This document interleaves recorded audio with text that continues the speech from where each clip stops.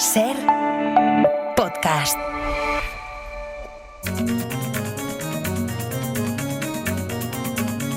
Hoy por Hoy Magazine.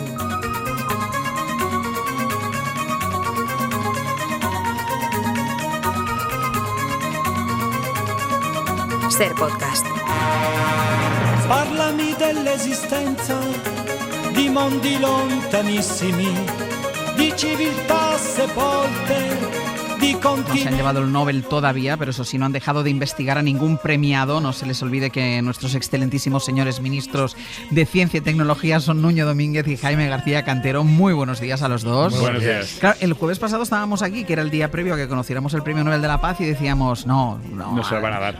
Pero claro, se lo han dado a María Corina Machado. Y lo más triste es que cuando se lo dieron a María Corina Machado, los titulares decían: el Nobel de la Paz no va para Trump. Claro, 2 puntos. Claro. Yo no sé O sea, pensar, joder. como he visto tantas películas de reyes y reinas, ¿no? de ayudas de cámara, poniendo la bata, el batín y la peluca por la mañana, el que le ponga el batín esa mañana a Donald Trump, os imagináis, y a decirle, Majestad, señor presidente, no ha ganado. No ha ganado. Qué trabajo tan duro, ¿no? Qué Una trabajo patada tan en el duro. culo se lleva. Bueno, está enfadadísimo por la revista que le ha publicado en la Ah, portada. la foto es que sale mal. Que sale mal. La foto, Sí, la foto es en la perra, portada de la foto Time. La perra. foto es perra. Sí. La foto, yo también me Es quejaría una de esa portada fotografía. elogiosa, pero con una foto criminal. Sí, yo creo que el que le ha tocado hacer la portada no estaba muy de acuerdo con lo que tenía que escribir y ha dicho, me voy a vengar con la imagen. Sí, No pero- se me ve el pelo, dice. Pero un plano corto a los 80 años, ¿qué esperas? ¿no? O sea, yo Sí, creo que es pero que, además con la cabeza así como medio girada. Total. Sí. Con lo que es el... Bueno, último repaso que hacemos a los Nobeles, que yo creo que ya se han dado todos, ¿no? Ya hemos terminado. Los de Economía, que tienen un claro perfil tecnológico, y por esto los traemos hoy a nuestro ministerio. 2 de sus premiados comparten premio por su análisis de cómo la destrucción creativa es clave para impulsar el crecimiento. ¿Qué es la destrucción creativa? Bueno, es muy interesante porque son grandes teóricos del aporte que tiene la tecnología, el crecimiento económico y el progreso en general de la sociedad. El concepto de destrucción creativa, que no es de ellos, es de Schumpeter, que es un economista de la primera mitad del siglo XX. Además es muy interesante porque es un señor cuyas ideas parten claramente de la economía marxista. Ahora que estamos en estos debates, creo que hay una broma de la historia en pensar que lo que explica parte de lo que está ocurriendo en Silicon Valley que es la economía marxista, ¿no? Y todas las teorías Comunistas. de acumulación y aniquilación de la riqueza. Lo que ellos han demostrado matemáticamente, porque teóricamente era de Schumpeter, es que hay procesos de creación de tecnologías disruptivas que eliminan a las tecnologías anteriores, que son estrictamente necesarios para ese progreso en el que vivimos. Además, ellos O sea, han que utilizado... para avanzar hay que destruir. Exactamente. O sea, que esas innovaciones disruptivas necesariamente eliminen parte de las cosas anteriores. Y lo que han hecho ellos es demostrar esto matemáticamente y aplicarlo no solamente a lo macro, a las tecnologías. Ellos utilizan ejemplos tan conocidos como, por ejemplo, iPod o Spotify en el mundo de la música, pero también a las empresas, ¿no? Como Nokia, como Kodak, ¿no? Y su sustitución de la cámara analógica por la digital. Entonces, como un concepto tan teórico, ¿no? Como era la destrucción creativa, ellos son capaces de aplicarlo a la microeconomía, demostrarlo matemáticamente y explicarle a las empresas cómo tienen que introducir esos procesos tecnológicos para seguir siendo competitivas. Yo creo que es un trabajo súper interesante y que les ha hecho merecedores del Nobel. Pero las empresas habitualmente tienen miedo a estos cambios. Claro que tienen. Estos procesos de destrucción que conllevan romper cosas, por supuesto que dan mucho miedo. El otro ganador, Mokir, que es un historiador, que también es muy bonita la historia, porque es un historiador que es un experto en la ciencia, en la tecnología y los procesos de innovación entre el siglo XVII, XVIII y XIX. Imagínate. Y él explica cómo cualquier cambio tecnológico, para que tenga calado y para que tenga un impacto económico, es imprescindible no solamente que haya gente que la usa, sino que haya gente que la entienda. Y esto es muy interesante. Él utiliza, por ejemplo, el microscopio, ¿no? El microscopio se crea, pero hasta que 100 años después los científicos no son capaces de entender cómo funciona el microscopio y para qué les puede aportar el microscopio, el aporte es cero. Y en un momento como en el que estamos trabajando con tecnologías de caja negra, como es la inteligencia artificial, que mucha gente no sabe cómo funciona, es interesantísimo volver a grandes teóricos como ellos que dicen, ojo, que la tecnología, si no somos capaces de entender cómo funciona, el aporte que tiene es muy limitado. Así que yo creo que un Nobel muy interesante este Claro, año. y me ha hecho mucha gracia cuando has puesto ejemplos para que todo el mundo lo entienda, yo la primera, cuando has dicho del iPod. Claro, o sea, que hay alguna generación que no no sabe que existió una cosa que se llamaba iPod. Ni falta que les hace, claro. Claro, pero es tremendo Pues como... sí, sí. O sea, Con lo no cual es lo que, anterior que era Walkman, pues el Walkman ya ni... pero o sea, que el avance ha supuesto su destrucción, porque tú ahora no vas a una tienda a comprarte un iPod. Destrucción absoluta. Exacto. O fíjate las cámaras, ¿no? Cuando decimos, las cámaras digitales acabaron completamente, pero aniquilaron a las analógicas. Pero es que luego el teléfono móvil acabó con las cámaras digitales. Sí. Es decir, en una sola generación hemos Sí. visto 3 procesos de destrucción creativa seguidos. Es la mejor manera, yo creo, de entenderlo. Vamos a hacer una pausa y a la vuelta seguimos con los ministros de Ciencia y Tecnología, que como todas las semanas se nos acumulan los temas para tratar con ellos.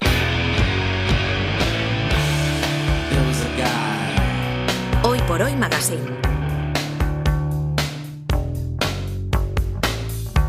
An underwater guy who controlled the sea. Ser Podcast. Aquí estamos en la reunión semanal del Ministerio de Ciencia y Tecnología con Jaime García Cantero y con Nuño Domínguez sobre la mesa del Consejo de Ministros. Investigaciones muy relevantes que a lo mejor un día merecen también un premio Nobel. En este caso sobre primates, y es que resulta que la menopausia no es algo exclusivamente humano. Las gorilas alargan la vida en la menopausia y viven muchos años después de tener hijos.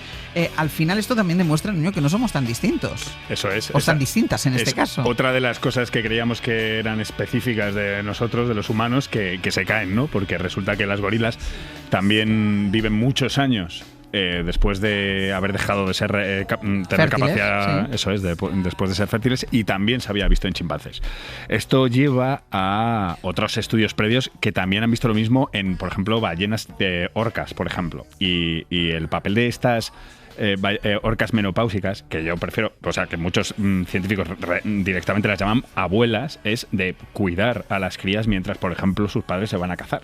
Es decir, hacen el mismo papel eso es, que las mujeres mayores. Efectivamente, es algo parecido al papel esencial que tienen los abuelos y las abuelas en nuestras sociedades humanas, ¿no? Y posiblemente esa es una de las cosas que nos hizo humanos, poder tener una generación que ya no es fértil, pero que puede apoyar a la tribu, por ejemplo, en las tareas, ¿no? En todas las tareas, y hacerse cargo de los niños cuando los padres no pueden. Entonces, aquí la gran pregunta es, ¿lo que estamos viendo en los gorilas o lo que se ha visto en los chimpancés es también esta teoría de las abuelas? Pues no lo sabemos, porque también puede haber otras explicaciones. Es decir, estas hembras han dejado de ser fértiles y han sobrevivido porque también posiblemente tienen menos depredadores que tenían antes y hay menos caza furtiva. Es decir, puede ser que simplemente hayan vivido más porque tienen menos estrés, tienen menos amenazas, etcétera. Además, una cosa diferente en los chimpancés y en las gorilas es que las hembras normalmente se van a otro grupo a tener hijos. Entonces su madre no está ahí para cuidar de sus hijos. Para que la abuela no está para cuidarle. Efectivamente, lo que es posible es que las abuelas de la tribu o del grupo de chimpancés o de gorilas a los que llega una hembra también cuiden de sus crías, aunque no sean las abuelas directas, ¿no? O sea, hay que investigar. Antes de este hallazgo se pensaba que las gorilas morían en cuanto... Eso es, porque la inmensa mayoría de los animales, sobre todo los mamíferos, no tiene sentido evolutivo dejar de... O sea, seguir viviendo sin ser fértil, porque... el objetivo principal de una especie es la reproducción, la multiplicación, ¿no? Entonces se están empezando a ver casos en los que no es así y que efectivamente hay un papel, hay una ventaja y posiblemente esa ventaja en los humanos fue clave, ¿no? Para hacer que nuestros grupos fueran superiores a los de otros homínidos. ¿Y cómo se ha hecho esa investigación? Bueno, pues esta investigación son 25 años estudiando a los gorilas en un bosque que se llama, es un bosque impenetrable de Uganda, ¿no? El otro día hablábamos de Jane Goodall, de Diane Fossey, pues es este tipo de investigaciones que llevan muchísimo tiempo y que, fíjate, o sea, todavía quedan muchas preguntas porque es muy difícil estudiar a estos primates y además quedan muy pocos, o sea, siguen estando especialmente amenazados. Entonces, ¿ahora qué queda? Mirar otros grupos y ver si realmente hay abuelas, por así decirlo, en otros gorilas de montaña, por ejemplo. Ya en la noticia que escribía Miguel Criado en El País decía, hay otra comunidad de gorilas cerca de esta de Uganda y ahí no hay gorilas menopáusicas. Porque tal vez sea un entorno diferente, porque tal vez tienen más amenazas, no se sabe. Amenazas externas que no tienen nada que ver con su propio... Exacto. Vamos a hablar de un apagón, Jaime, pero que nadie se asuste, porque es un apagón tecnológico que lo anuncia Windows. Bueno, que nadie se asuste. Explícame a mí bien esto.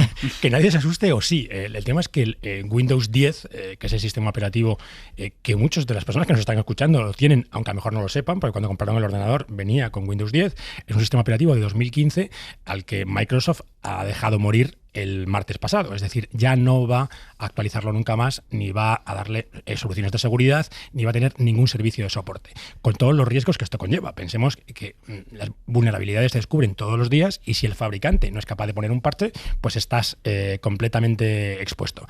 La buena noticia para los que somos europeos es que la Comisión, que a veces decimos ¿para qué vale? Pues vale para esto. En Europa se ha alargado un año más este servicio, pero es crónica una muerte anunciada. Debemos empezar a pensar qué vamos a hacer con nuestros ordenadores con Windows 10, que en España como mínimo es uno de cada 4. Ahora te voy a preguntar preguntas de analfabeta total. Windows 10 desaparece, pero yo no me puedo instalar el Windows 11. Sí, ahí vamos. Si tú tienes una licencia legal, es decir, lo compraste como es debido y sigue en vigor, porque tiene un coste anual, puedes pasar a Windows 11 sin ningún problema.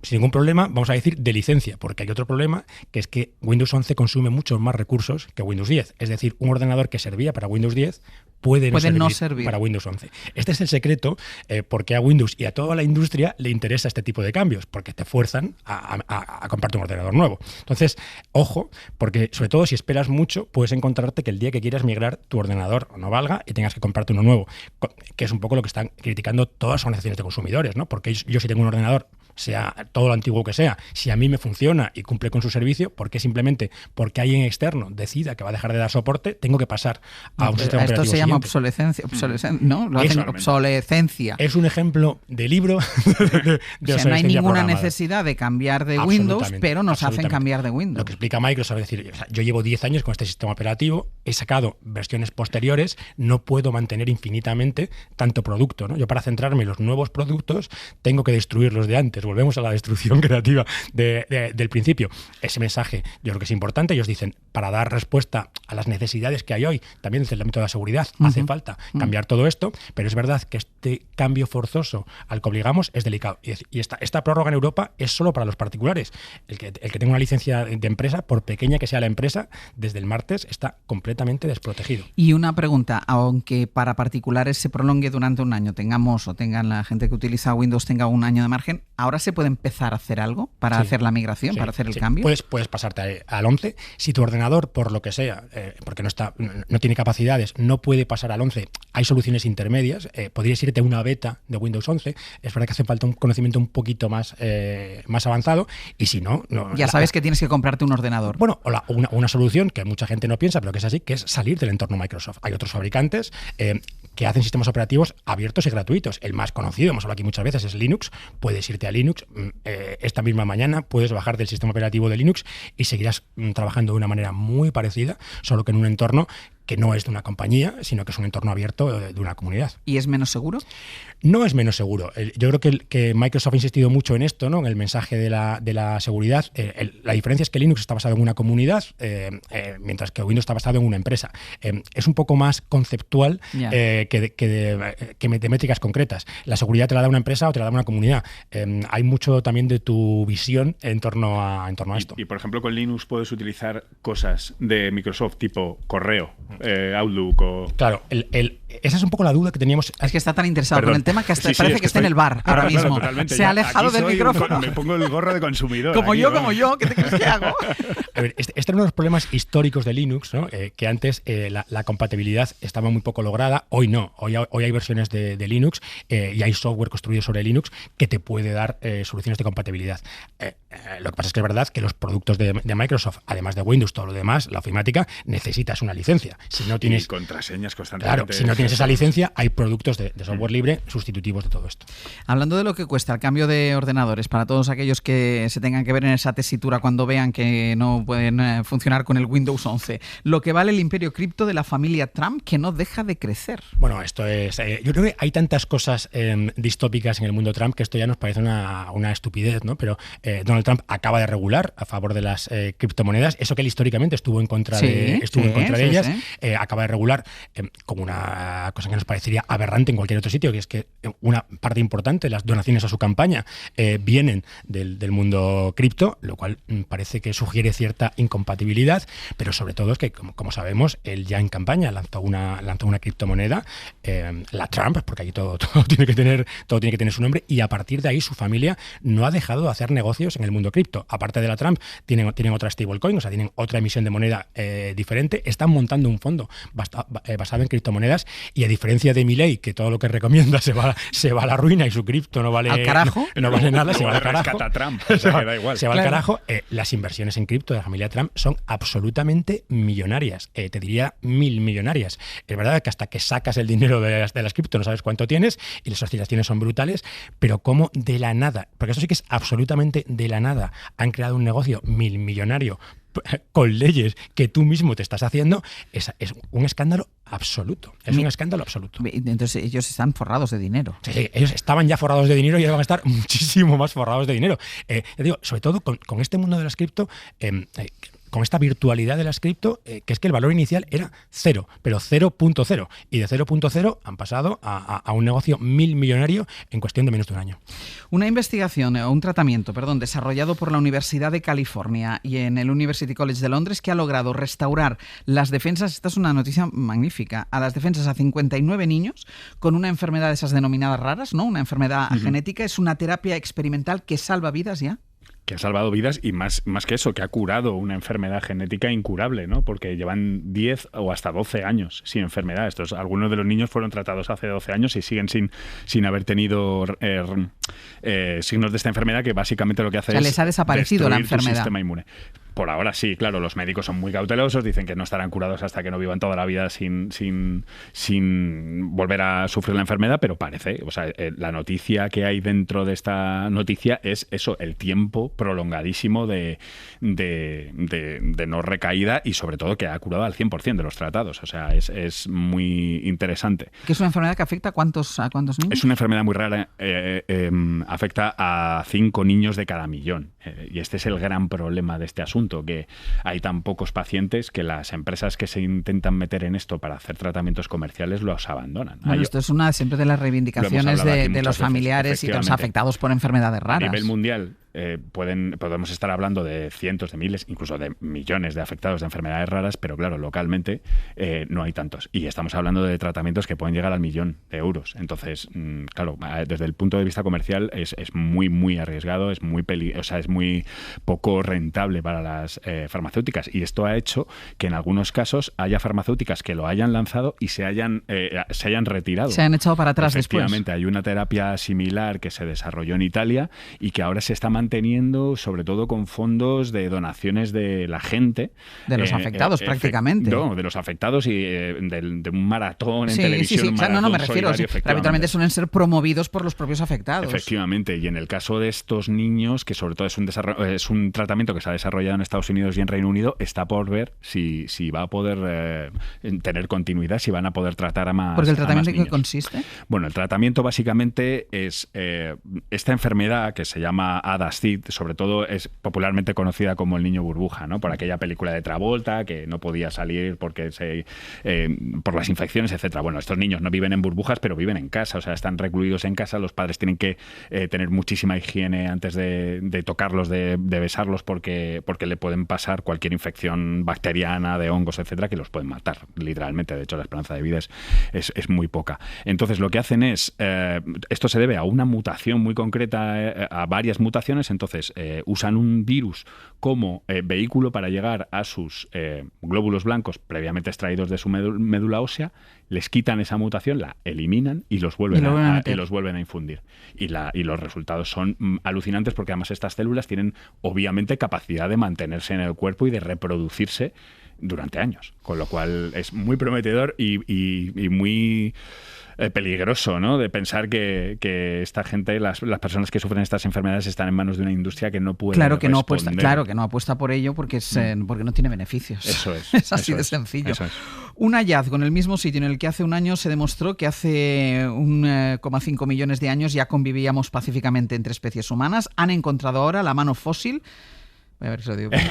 Del parántropo, un homínido primitivo. ¿Esto qué es? ¿Esto qué es? Bueno, pues esto está relacionado con lo que hablábamos de los gorilas antes. Es decir, otra de las cosas que pensábamos que era única de nuestro linaje humano, es decir, fabricar herramientas, ya sea un hacha de piedra o un teléfono móvil ahora mismo, pues resulta que no, que hay otras especies de homínidos que han fabricado herramientas. Y esta es importante, el parántropo, porque hay un descubrimiento previo que se publicó el año pasado, que encontraron las huellas de un humano de nuestro linaje, unas pisadas en ceniza volcánica, y al lado unas de un parántropo que había pasado un poco antes, un poco después. Es decir, estábamos en el mismo lugar, en el mismo tiempo, conviviendo, cohabitando con otra especie de homínido, y fabricando además herramientas. Es decir, esos homínidos que pensábamos que no estaban en nuestro linaje y que eran más primitivos que nosotros, resulta que tenían unas manos que eran vecinos, lo suficientemente fuertes y lo suficientemente precisas como para posiblemente fabricar herramientas, con lo cual se nos cae otra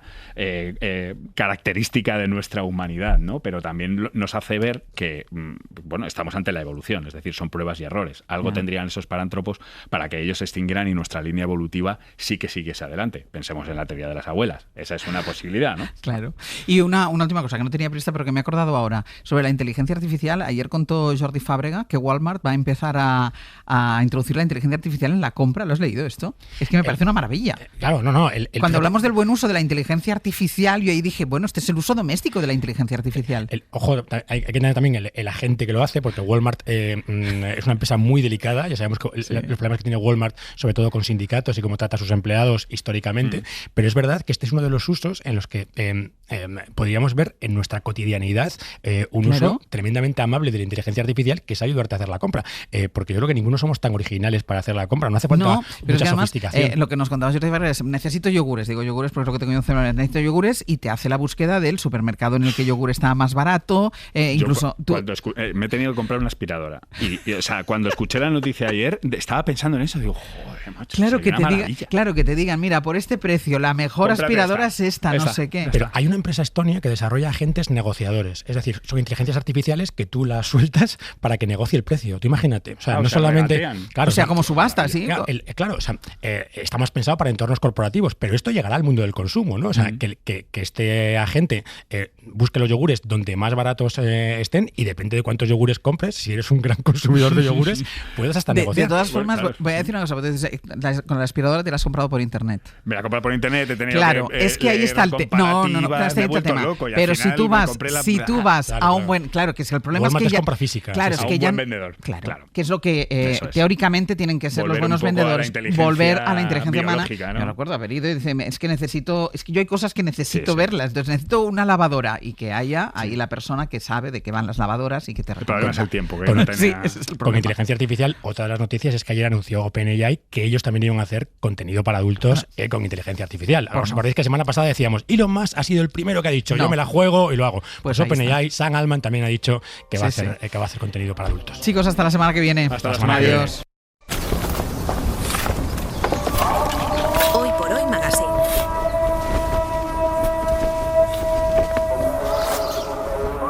Ser podcast.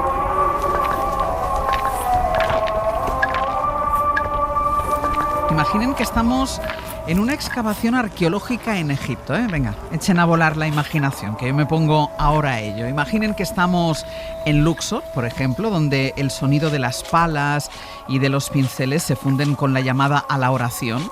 Este es el punto de encuentro elegido para el invitado de Usted no sabe con quién está hablando, ni usted ni yo sabemos cómo se llama, pero por el escenario, bueno, alguna pista nos da, podemos intuir a qué se dedica. Nuestro protagonista va vestido con colores caqui, lleva un sombrero de ala ancha, un chaleco de trabajo, tiene las rodillas manchadas de arena, y por eso a él no le importa, parece que se divierte tanto como un niño en el parque, en un arenero, así que me voy a acercar a él y le voy a preguntar, ¿qué tal? Muy buenos días. Hola, buenos días. ¿Este sonido de fondo es habitual en tu trabajo? Sí, varias veces al día, y la verdad es que estimula, a mí me estimula. O sea, ahora mismo en un momento has viajado. Sí, totalmente. ¿Es sonido de palas? Sonido de paletines, ¿no? Que lo usamos para rascar el suelo, ¿no? Ir excavando poco a poco, vamos muy despacio, con paletines pequeños y con cepillos. ¿Y la llamada a la oración, que cuántas veces al día la escucháis? No muchas, no. Pero hay muchas mezquitas alrededor y bueno, es el sonido ambiente de la excavación, sí. Es evidente por el entorno y por el sonido que eres arqueólogo, pero ¿en qué sitio? ¿Qué estás desenterrando ahora mismo? Bueno, nosotros llevamos ya casi 25 años excavando en Luxor, en la orilla occidental, por donde se pone el sol, muy cerquita de la entrada al Valle de los Reyes y al templo de la reina Hatshepsut en Deir el-Bahari. Es una colina que hoy se conoce como Drabu el Naga, y ahí es donde estamos el proyecto Yehuti, excavando un grupo de tumbas de en torno al año 1500 a.C. Es una especie de cementerio, podríamos decir. Sí, es un cementerio. ¿Qué dicen los muertos de los vivos? O sea, con lo que encontráis de los muertos, ¿qué conclusiones se pueden sacar? Pues eso es lo bonito, muchísimas. Lo bueno del Egipto es que los antiguos egipcios creían que uno vivía después de la muerte en cuerpo y alma, y que necesitaba todo lo que le había rodeado sobre la tierra para vivir igual en el más allá, ¿no? Y por eso se entierran con todo tipo de enseres que usaban en la vida, desde alimentos, bebida, perfumes, también peines, cuchillas de afeitar. Y eso te permite saber juguetes, cómo vivían, claro. Exactamente. Cómo eran. Excavando la necrópolis, no solo sabemos sobre sus creencias funerarias y creencias religiosas, sino también sobre su vida cotidiana. No te he preguntado cómo te llamas. Yo, José Manuel Galán. José Manuel, decías, es un proceso lento, o sea, ¿puede ser que en un día no pilléis nada, no encontréis nada? Bueno, eso es lo normal. Lo normal es... en realidad nosotros lo que vamos buscando es información, y es importante ir lento porque luego tienes que reconstruir, no le puedes dar al rewind y volver hacia atrás. Todo lo que no documentes se ha perdido. Es como la escena de un crimen, vas tomando notas y a la vez vas alterando la escena. Entonces tienes que ser muy meticuloso porque luego tienes que reconstruir lo que ha ocurrido en la sala, o en nuestro caso en el yacimiento, con los datos que has tomado. Por eso vamos muy lentos. Hay veces que bueno, la medio ansiedad te empuja a ir más rápido, pero nuestra experiencia nos dice que cuanto más lentos vamos, más cosas encontramos, porque lo que vamos buscando es el detalle. Hay muchas veces, por ejemplo, encontramos un pizarrín de escuela que utilizó el propio Yehuti para aprender a escribir, como nuestro cuaderno de caligrafía Rubio, pues de hace 3.500 años. Y lo encontramos roto en pedacitos. Y la madera se había cubierto con una costra de tierra y no se reconocía como tal. Yendo despacio, recogiendo esos trocitos de madera, limpiándolos en la mesa de la restauradora, fuimos uniendo las piezas del puzzle hasta componer un pizarrín de escuela de hace 3.500 años. Ahora te preguntaré por eso de la mesa de la restauradora, pero primero has dicho Yehuti, porque además el yacimiento se llama así. ¿Quién era Yehuti? Bueno, Yehuti era un personaje muy peculiar. Fue supervisor del tesoro de una de las pocas mujeres que reinó como faraón en el Antiguo Egipto, que fue la reina Hatshepsut. El reinado de Hatshepsut es importante porque ella envía una expedición comercial al Cuerno de África, donde los egipcios se proveían de esas materias primas, los productos exóticos, un poco como el viaje a las Américas, ¿no? Y Yehuti, como supervisor del tesoro, es el que se encarga, bajo las órdenes de la reina, de escribir todo lo que llega a la antigua Tebas del Cuerno de África. Entonces, de alguna forma está muy relacionado con el nacimiento del Imperio egipcio, con las relaciones políticas y comerciales de Egipto con las tierras de alrededor. Pero luego lo bonito, además de su papel político, es que él se considera a sí mismo como el maestro de las letras escritas y decora toda su tumba con inscripciones que pretenden demostrar a sus contemporáneos lo hábil que él era con la escritura.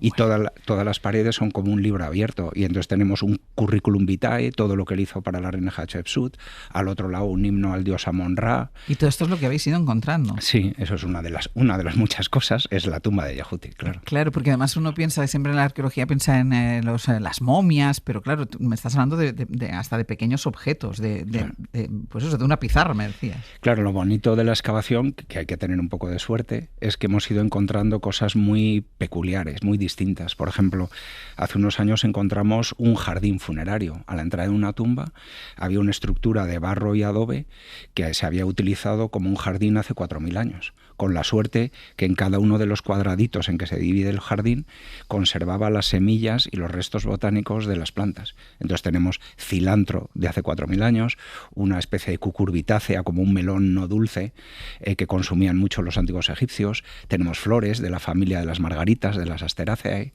es decir, todo de repente un microcosmos de vegetación en la necrópolis. ¿Cuánto me has dicho que lleváis en esa excavación? Cumplimos ahora 25 años. 25 años. Sí. Pero eso, hay un primer momento que uno llega a un terreno y dice, sí, aquí.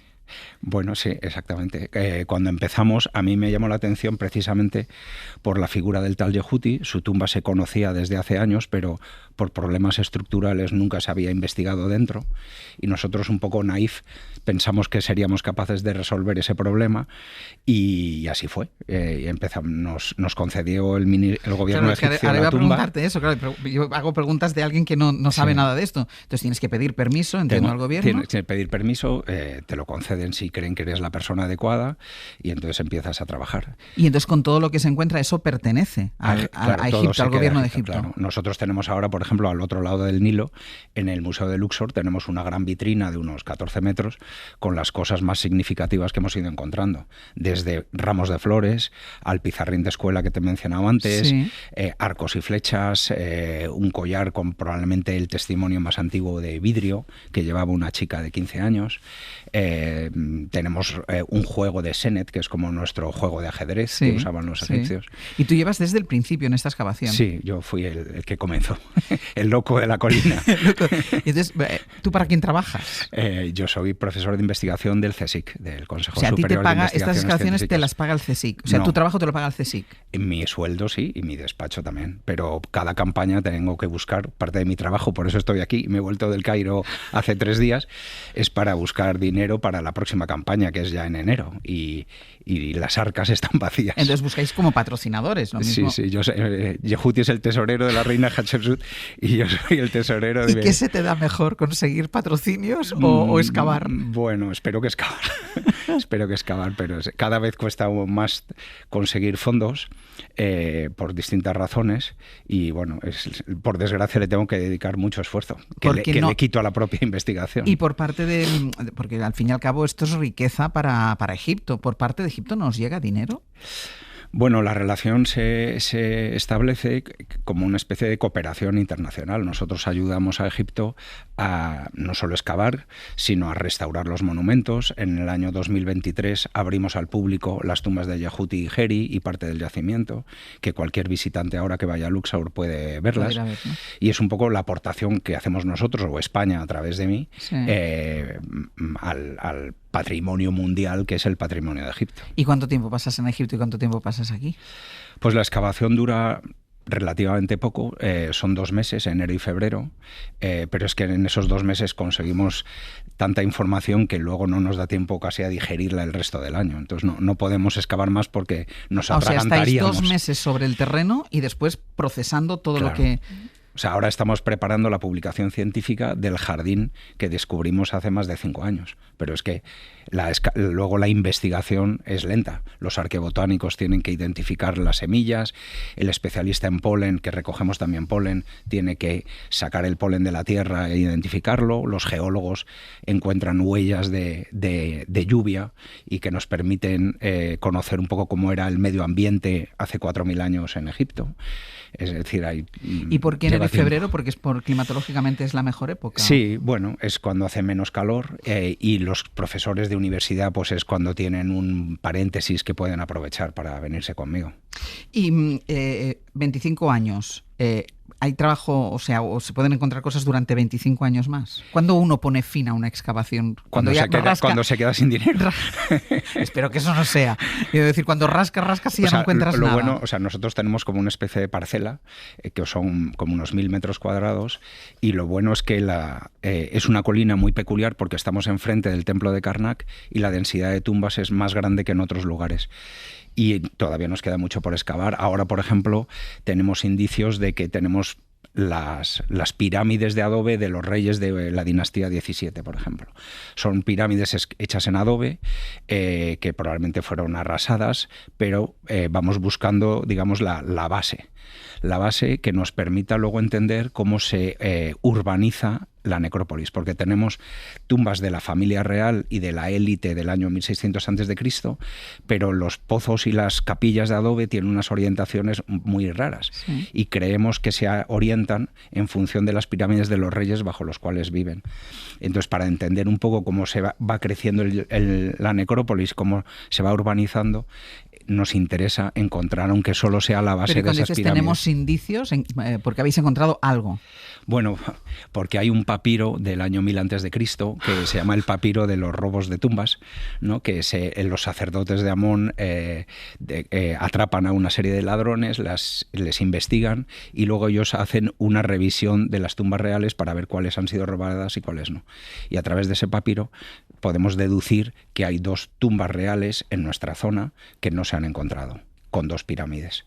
Luego, además, un inglés que viajó a Egipto en 1800 y poco, 1830, hizo un pequeño mapita donde dibujó las bases de esas pirámides que ahora nosotros vamos buscando. Claro, entonces los egipcios queda mucho por descubrir todavía. Uno tiene la sensación que se sabe todo, pero me estás hablando de descubrimientos que van a permitir conocer otras cosas. Bueno, como el proyecto nuestro es científico, lo que vamos buscando es hacer aportaciones al conocimiento. El jardín es una de ellas, los ramos de flores, el pizarrín de escuela. Entonces, efectivamente, tenemos la suerte de que nuestro pequeño yacimiento nos ha permitido hacer muchas aportaciones. Y este caso, por ejemplo, el hablar del paisaje de la necrópolis y cómo se va organizando, etcétera, pues es otra aportación. Sí, ¿Por qué el antiguo Egipto fascina a tanta gente? Bueno, yo creo que es porque tiene un poco de todo. Tiene los jeroglíficos, que son como una escritura enigmática, aunque se leen como se lee el ruso o el chino. Ahí tenemos diccionarios y gramáticas. Tiene las pirámides, por supuesto, que son fenomenales y que todavía se debate cómo se han construido. El arte egipcio es maravilloso. Las tumbas que hay, incluyendo la de Yehuti, pero otras tumbas, pues de un estilo artístico naif. Los egipcios te cuentan pues cómo araban, cómo plantan, cómo hacen los vasos de cerámica, los vasos de piedra, cómo tejen. O sea, hay una cantidad de información sobre la vida cotidiana en los antiguos egipcios, visual, que permite conocer a cualquier persona. No hace falta que seas un erudito, que yo creo que por unas razones o por otra te va atrapando. ¿Y a ti por qué te fascinó? Bueno, a mí lo que me llamó la atención cuando era pequeño es el leer en traducción la literatura del Antiguo Egipto. Leí en inglés el cuento de Sinué, que es un cuento de viajes, como Gulliver, ¿no? Escrito hace 4000 años, la época del jardín, en papiro con unos signos raros. Y desde entonces me picó el gusanillo y dije, yo tengo que ser capaz de leerlo directamente. ¿Pero qué edad tenías entonces? No, 18. Bueno, no. Entonces me fui a hacer el doctorado a Estados Unidos a aprender a leer jeroglíficos. Mi tesis doctoral va de 2 palabras, victoria y frontera. Y yo en realidad entré en el CSIC, en el Instituto de Filología.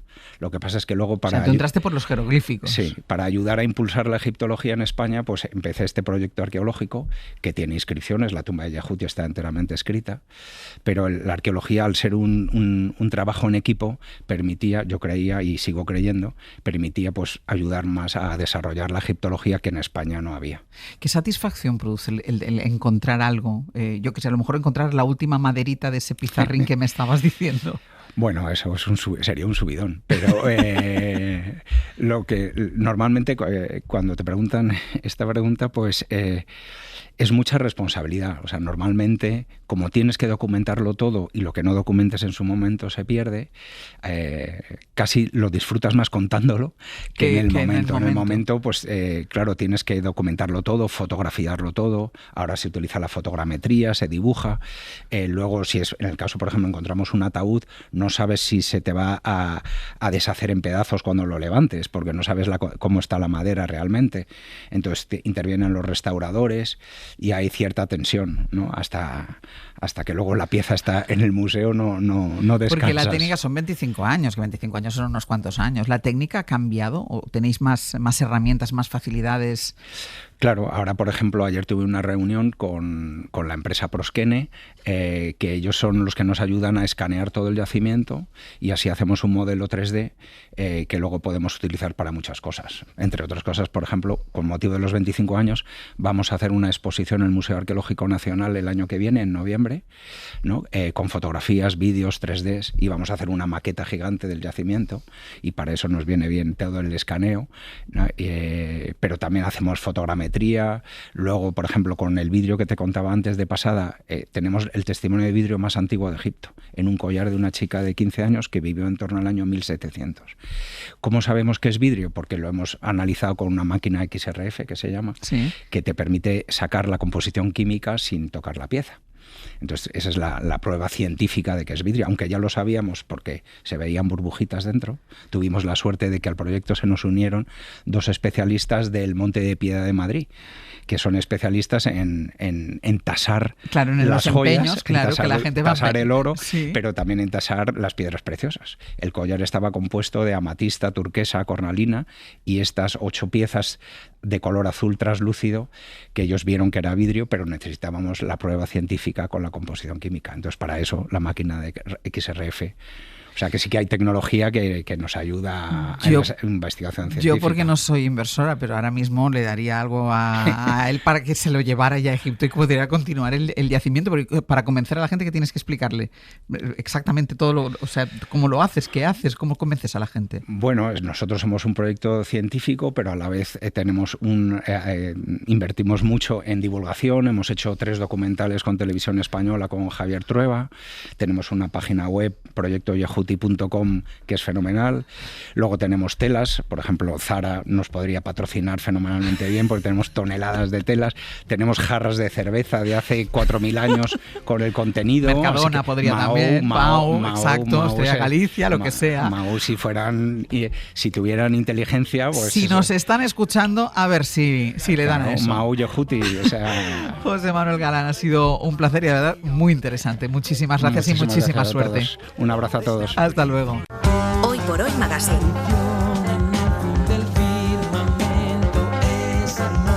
Ser podcast.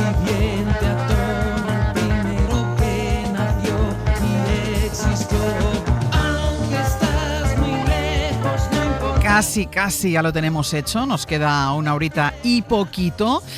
¿Qué destacas de lo que hemos hecho hoy, Brian Pérez? Buenos días. ¿Qué es lo que no pueden perderse los oyentes? ¿Qué tal, Ángels? Buenos días. Pues mira, la verdad que yo creo que, para empezar, se nos está yendo un poquito la mano con los topónimos de las poblaciones con las que damos todas las mañanas, tanto las temperaturas como la hora a la que amanece.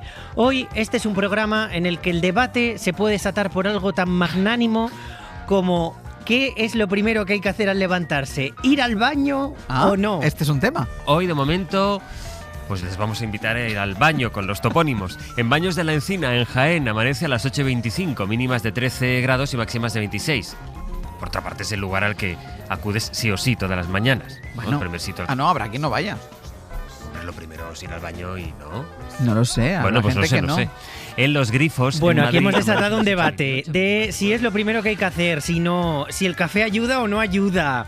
Bueno, ya luego las interpretaciones. Ya cada uno y que cuente hasta donde quiera. Y cada uno que siga la técnica y si que también nos lo quiere contar en el amanecer. Ya pues le he como dicho, ya habéis hemos dicho que vosotros, si quieren llamar al teléfono y contarnos el tema del baño, ellos mismos. Pues se lo cuenten. Del baño de cada uno, del baño en el que nos hemos levantado o no. Hemos ido a Egipto. Hasta hace unos minutos ha estado con nosotros José Manuel Galán, egiptólogo, arqueólogo. Una conversación muy interesante en la que nos ha contado cómo la cultura egipcia de ir al más allá con lo que tenían en su vida nos ha permitido hoy en día saber cuáles eran esos objetos que le acompañaban, poder ver lo que nos dejan a los vivos los muertos del antiguo Egipto. Alimentos, bebida, perfumes, también peines, cuchillas de afeitar. Y eso te permite saber juguetes, cómo vivían, claro. Exactamente. Cómo eran excavando y cómo la necrópolis, no solo sabemos sobre sus creencias funerarias y creencias religiosas, sino también sobre su vida cotidiana. Y después del anuncio del regreso de La Oreja de Van Gogh... Es el tema del día. El tema del día, sin ninguna duda. 39 minutos hemos tardado en este programa, desde las 6 hasta las 6:39, en meter la primera canción de La Oreja de Van Gogh. Que ha sido mucho. Que si te digo la verdad, yo cuando he llegado y me he repasado un poco lo que ya habíamos hecho, he dicho, oye, pues hemos tardado, ¿eh? 39 minutos. Para ser como somos. Vamos. Bueno, hemos tardado bastante poquito también durante la madrugada en localizar dentro del equipo a un fan de La Oreja de Van Gogh, que además todos lo somos, de alguna manera o de otra, pero un fan que además su primer concierto fue un concierto de La Oreja de Van Gogh, que es el caso de Ángel Villascosa, en Yecla, y nos ha hecho un repaso maravilloso a las 7:30 de la mañana sobre lo que ha supuesto para España La Oreja de Van Gogh. Año 2001, el coche más vendido es el Citroën Sara Picasso, en los cines triunfa El Señor de los Anillos y España va bien, según el presidente Aznar.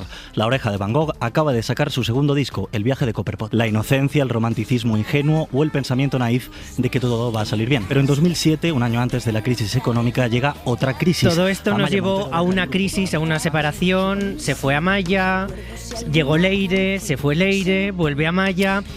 Bueno, esto nos va a llevar a Mira, voy a hacer una cosa. Más. Voy a dar el teléfono, que no hay nadie para cogerlo. O sea, dentro de 3 minutos llamen ustedes al 900-100-800, porque a partir de las 12 menos 20, una cosa así, sí, yo creo, vamos a hablar de La Oreja de Van Gogh. 900-100-800. Queremos que ustedes nos cuenten qué supuso para usted este grupo. Si son de La Oreja con Amaya, si eran de La Oreja con Leire, qué les parece lo que está pasando. 900-100-800. Hoy La Oreja de Van Gogh. España se divide entre leiristas, amayistas. Díganos qué es usted. 900-100-800. Bueno, y antes, en unos minutitos ya está por aquí Javier Ocaña, que si quieren ir ustedes, además de escuchar a La Oreja de Van Gogh, ir al cine este fin de semana, también pueden. Pues también pueden, y pueden ver dos cosas maravillosas como son La Cena o Caza de Brujas, y Ocaña nos va a hablar de Venga, ellas. pues ahora entra Ocaña ya por esa puerta y después La Oreja de Van Gogh. Son ustedes de Amaya, de Leire. 900-100-800. Hoy por Hoy Magazine. Ser podcast. ¡Claro, el rancho extraordinario! ¡La paella, los corderos del marqués! ¡Castro, a soltar la vaca! Cuidado, mi teniente, cuidado conmigo, ¿eh? Hemos corrido un encierro, nos hemos tragado una misa, hemos llevado una virgen, hemos cargado con un marqués. Usted ha afeitado a un fascista, a mí me han pegado una cornada. Este se ha cagado. A este lo han vestido de sacristán y a este le han puesto los cuernos. Y todo por la jodida vaca. Creen mucho por el saco a la vaca. Yo le voy a comer. Hoy por Hoy Magazine. Ser podcast. La comida mueve el mundo o lo para. Pocas formas de llevar la vida al cine como La Vaquilla. Javier Ocaña, ¿qué tal? Muy buenos días. Muy buenos días. Puede que no sea la mejor película de Luis García Berlanga, pero eligió bien qué contar y cómo hacerlo, ¿no? Por supuesto, y te digo más, me parece de las mejores películas de Berlanga, o sea que ahí también entro. Bueno, hay que saber elegir las situaciones extraordinarias que tiene la historia, las situaciones trágicas, a las que se le puede sacar la comedia también, por lo ridículo que tienen esas situaciones. Otro ejemplo sería, que es una película muy emparentada con la película de la que vamos a hablar, La niña de tus ojos. La niña de tus ojos de Fernando Trueba, que hablaba sobre los rodajes de la llamada Hispanofil Production, es decir, las películas que se rodaron en la Alemania en el 37 y en el 38, en medio de la guerra civil, con Hitler en el poder y Goebbels como mediador, películas de ambiente rotundamente español, es decir, Mariquilla, Terremoto, Carmen la de Triana, El barbero de Sevilla, pero rodadas en la Alemania nazi. Bueno, pues hoy tenemos una película en esa línea. Pues vamos con esa película, porque mañana llega a los cines una producción española que yo creo que tiene muy buena pinta. Ahora nos dirá Ocaña qué le ha parecido, y que se titula La Cena. Hay que organizar una cena. ¿Para quién? Para Franco. Para Franco. No hay cocineros, están en la cárcel. ¿En la cárcel por qué? Porque son de izquierdas. Pues llame a unos de derechas. Imposible, todos los cocineros de Madrid son de izquierda. Quiero lo mejor. Sí. El mejor vino. El mejor café. Quiero flores. Si todo sale bien, podrías hacer algo por los cocineros. Porque va a salir mal, está todo listo, ¿no? ¡Nos pillan todo! ¡Todo el mundo a sus puestos ya! El caudillo se entera siempre de todo. Lo ve todo, lo vigila todo. Escúchame, Ángel, tenéis que fugaros. A lo mejor nos perdonan. Lo van a matar sí o sí. ¿Le parece a usted bien que vayamos sacando ya los huevos? Pues estamos sacando desde el 18 de julio. Ya tú con mejillón. Los carteles de este vende La verdad es que yo desde que me contaron el argumento tengo unas ganas locas de ver esta película. Estuvo aquí con nosotros en la sección con Luis Alegre, que ya se ha convertido también en amigo de Hoy por Hoy, Manuel Gómez Pereira. Él es el que dirige esta película sobre una cena de celebración del final de la Guerra Civil, siendo el principal comensal el dictador. Claro, pero todos los cocineros, que son de izquierdas, como hemos escuchado, son prisioneros. Entonces volvemos a lo que tú decías antes, ¿no? Al ingenio de la manera de contar, a la manera de contar. Sí, porque hay tragedia, hay miseria, hay degradación, hay ridículo. Pero también hay risa. Claro. También hay risa. Es que nos estábamos partiendo de risa los dos. Solo con esta secuencia. Con los cortes. Bueno, pues parte de una obra de teatro, Ideaca, de José Luis Alonso de Santos, gran dramaturgo de la segunda mitad del siglo XX. La obra de teatro se llamaba La Cena de los Generales y ambientada un par de semanas después de la caída definitiva de Madrid y del final de la Guerra Civil Española. Pues al dramaturgo vallisoletano se le ocurrió esta idea y aderezada con el ingrediente perfecto de que todos estén en la cárcel por rojos. Claro, pues que además es en el Hotel Palace, que el Palace ni siquiera es un hotel en ese momento, ¿no? Creo. El Palace en ese momento era un hospital. Claro. Y está lleno de heridos. En las primeras secuencias de la película está lleno de heridos y de médicos curando gente. Y entonces ese contraste entre el boato y el lujo del Palace, los heridos por allí metidos, quitando a los heridos para organizar una cena, es fantástico. Bueno, pues Gómez Pereira... es otro acierto de Gómez Pereira. Es un acierto tremendo de Gómez Pereira recuperar esta obra de teatro, que además tardó una década en poderse representar. Con Franco siempre hay, digamos, cortapisas, ¿vale? A pesar de todo. Y cuando se representó, pues se vio la gracia que tenía la obra de Alonso de Santos y la ha recuperado Gómez Pereira. Recordemos que Gómez Pereira durante los años 90 fue el rey de la comedia española, con Salsa Rosa, porque lo llaman amor cuando quieren decir sexo, todos los hombres sois iguales. Hace 5 películas en 6 años que desembocan en El amor perjudica seriamente la salud, que son un éxito. Luego tiene un punto de inflexión que es Desafinado, aquella de los 3 tenores, que era bastante mala, fue un fracaso de crítica y de público, era una película muy cara y a partir de ahí ha tenido una carrera más desigual. Pero bueno, ha recuperado un poco el tono, lo recuperó un poco este mismo año con el remake de Un funeral de locos, que ha sido un éxito de público, y ahora lo va a recuperar con La Cena, desde luego, porque es una muy buena peli. Como les decíamos, estamos en el Hotel Palace, que entonces no es un hotel de lujo en ese momento histórico, en la vida real, sino que es un hospital y hay un maître, lo acaban de escuchar, y un teniente, el teniente acude al maître para organizar esa cena, y por lo oído, bueno, es que me hace mucha gracia ya cuando escuchaba a Alberto San Juan decir aquí, es que no hay cocineros izquierdas en Madrid. Claro, al final da la sensación, por lo poco que he escuchado, que es así como una comedia de enredo, como un vodevil. Sí, pero es una comedia dramática, tiene su punto amargo, mucho. Tiene momentos dramáticos y, ojo, no es una comedia negra, es decir, la tragedia y la comedia no salen a la limón, sino que salen consecutivamente o alternativamente. Los momentos dramáticos son dramáticos y los momentos cómicos son cómicos, pero no van a la limón. Mario Casas y Alberto San Juan están... Mario Casas es el teniente. Es el teniente. Están magníficos. Mario Casas, así como más apocado, y el otro como más extrovertido, muy elegantes los dos, y yo creo que clavan cada línea de guión. Y bueno, y se marca muy bien esa pobreza física, económica, sentimental. O sea, eso se ve en la película. Se ve en la película, pobreza física, sentimental, económica y moral de todas esas criaturas.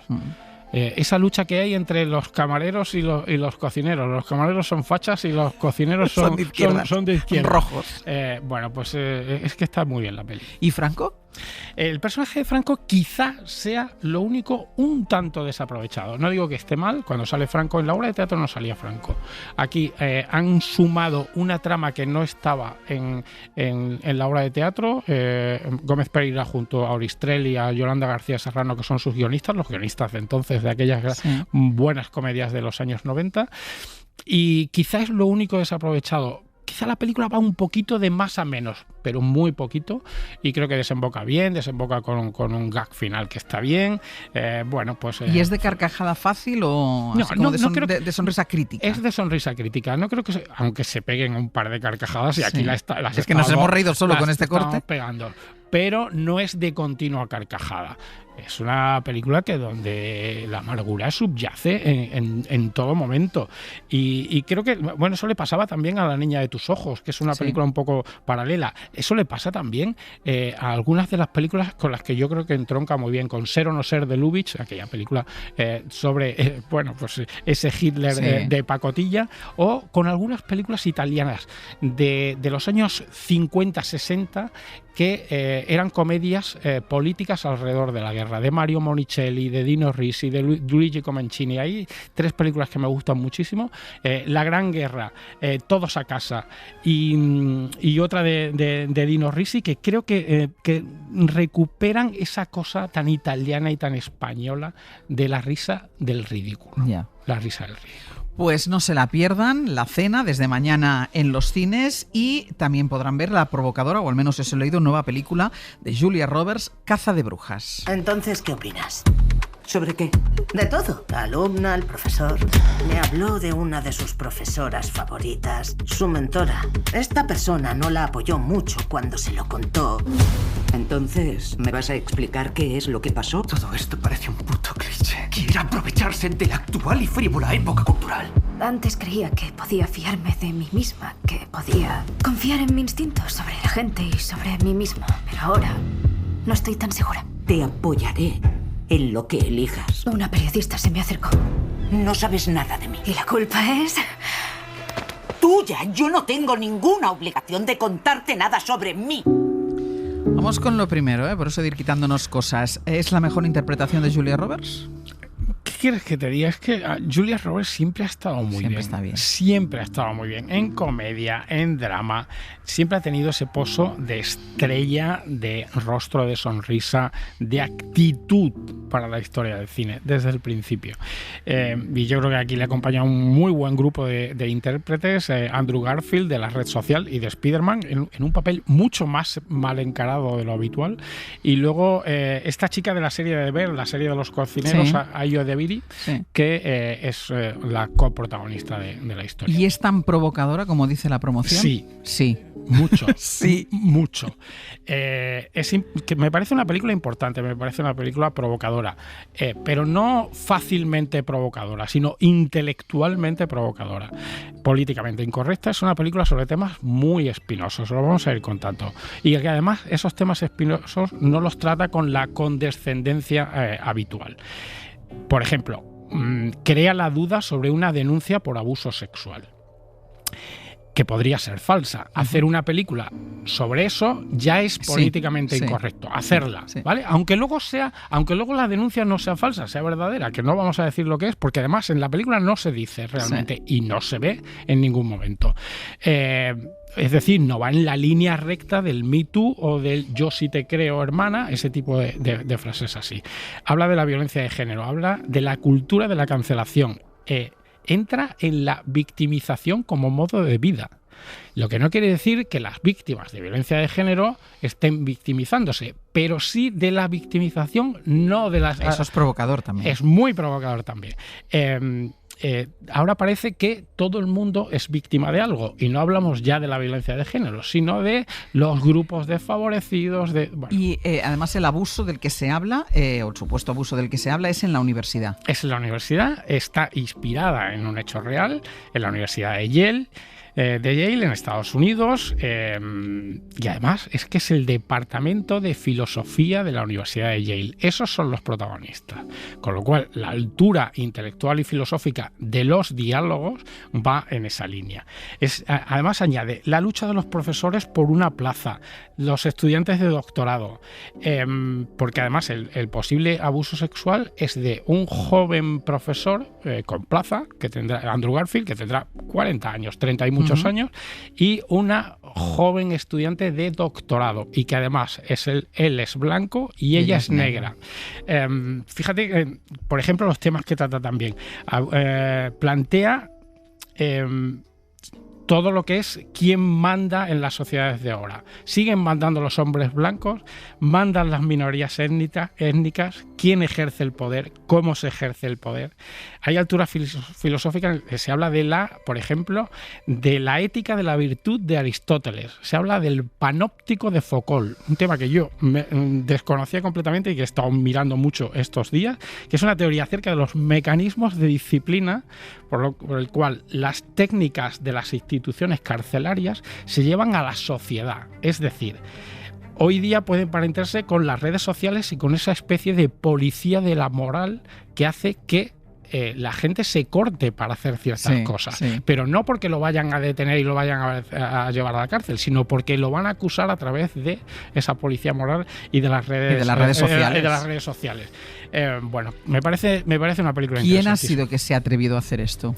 Pues se han atrevido dos personas, un hombre y una mujer. El hombre es Luca Guadagnino, que es el director, ya sabes, el director de Call Me By Your Name, italiano, un director interesantísimo en todos los sentidos, y ella es Nora Garrett. Hasta ahora actriz, es su primer guión y es guionista en solitario. Y además el enfoque arriesga también en la forma. La dirección de Luca Guadagnino es muy invasiva, es decir, se nota en todo momento. Se nota, por ejemplo, cuando los personajes quieren convencer a otro de algo, lo hace con cámara subjetiva, o sea, mirando directamente a cámara y mirándote directamente a ti como si te estuviera interpelando a ti. Por ejemplo, la música, que es de Trent Reznor, de la red social, es muy atonal, muy enervante. El diseño de sonido es muy invasivo. Tiene unos 2-3 minutos iniciales con una especie de segundero marcando todo en el sonido que te pone de los nervios desde el primer minuto. Y luego los personajes son particularmente mal encarados todos. Un poco odiosos. Todos. Probablemente como todos somos en la vida. Algunas veces lo decimos. Pero el que vaya a ver personajes con los que identificarse, igual se identifica con su propio lado negro de su persona. Y la película no juzga en ningún momento. Te plantea una serie de dilemas y luego eres tú el que los resuelve. Entonces es para ir al cine a hacer un poquito un ejercicio de introspección. Es una película para hincharse a hablar después de la película. Quizá para ponerla a parir, es posible. Para ponerla a parir incluso moralmente. A mí no, a mí me parece muy interesante. Uno tiene sus ideales, pero a veces los ideales se pueden tambalear. Sí. Bueno, te los puedes cuestionar. Se puede cuestionar, se deben cuestionar, te diría más, se deben cuestionar, aunque luego llegues a la misma conclusión, pero que te los cuestiones es muy bueno. Pues esta es Caza de Brujas, la nueva película de Julia Roberts, también se estrena este fin de semana, y La Cena, que es la de Manuel Gómez Pereira. Y vamos con la crítica bajo demanda. Ya saben ustedes que pueden llamar al 638-313466, pedir, darnos el título de una película y lo que a ustedes les parece, pero quieren confirmar esa opinión que ustedes tienen o no acaban de tenerlo claro y quieren que Ocaña les eche una mano, pues nos llaman 638-313466, nos dan el título de la película, sea de la época que sea, puede ser un estreno reciente, lo que pasa es que los estrenos recientes más o menos los vamos comentando, puede ser una película de hace mucho tiempo. 638-313466, título de película y crítica de Ocaña, y aquí tienen la petición de hoy. Buenos días, soy Elsa, compañera en El País de Javier, y le quiero preguntar por una película de dos de sus cineastas favoritos. Aquí juego con ventaja, lo sé. Estoy hablando de Michael Powell y Emeric Pressburger. Uno de sus grandes clásicos, Las zapatillas rojas. Es una película que cambió la vida de Martin Scorsese y no sé si también cambió la vida de Javier Ocaña. ¿Por qué quiere usted bailar? ¿Por qué quiere usted vivir? Pues porque, no sé, es un imperativo. Esa es también mi respuesta. ¿Qué te parece la oyente que ha llamado al 638-313466? Que me habéis dado con Elsa. Bueno, un beso a Elsa. Bueno, aquí. ¿a ti te cambiaron la vida las zapatillas rojas? Pues también en cierto sentido. En el sentido artístico y en el sentido de... fue además la primera película que vi de Powell y Pressburger, que son algo así como mis directores preferidos no obvios. Luego comentaremos eso.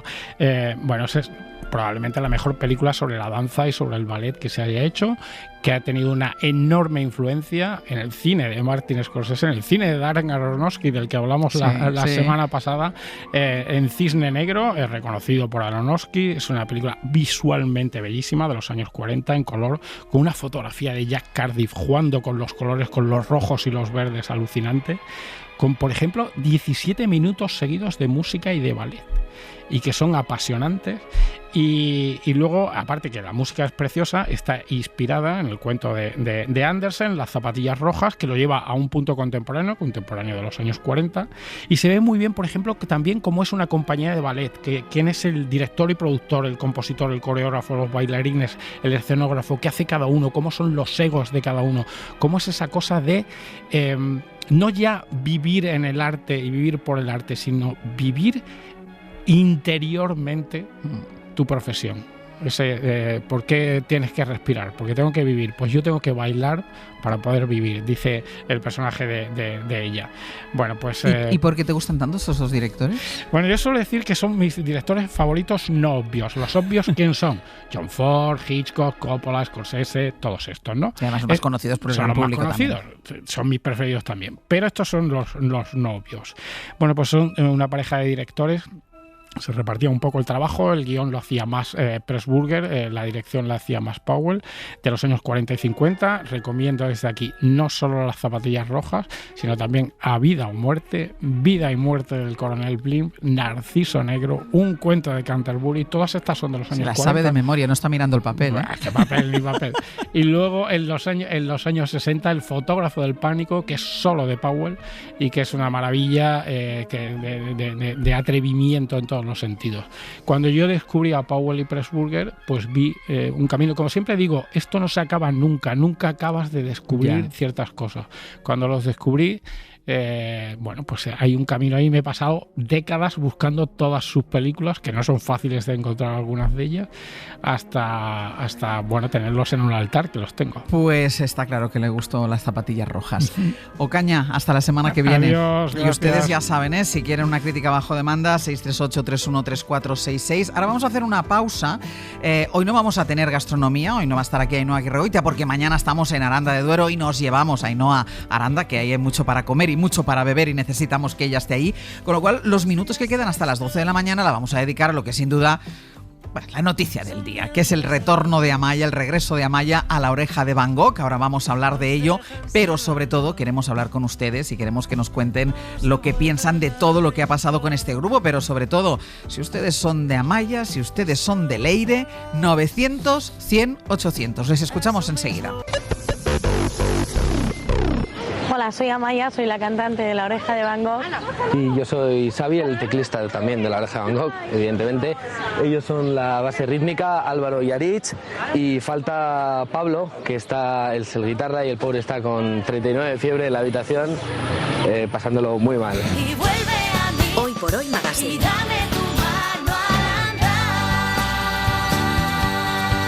Ser podcast.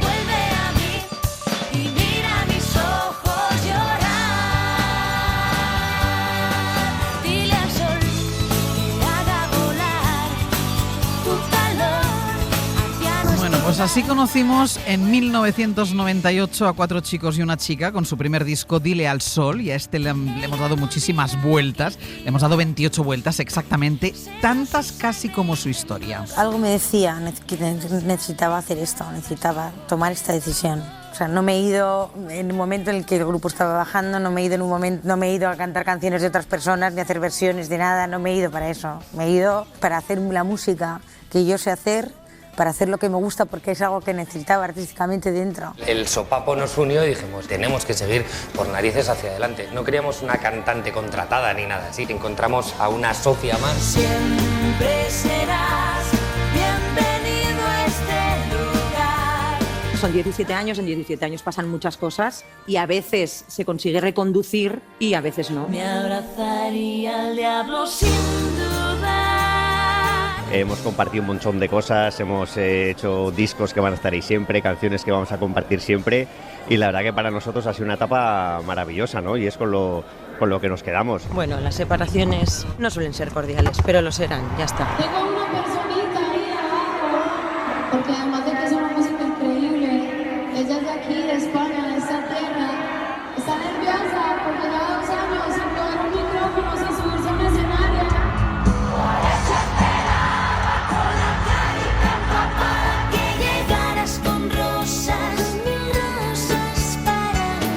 Y esta semana en la que se cumplía un año desde la despedida de Leire, ya nos prometía un nuevo giro de guión de los acontecimientos. 2025.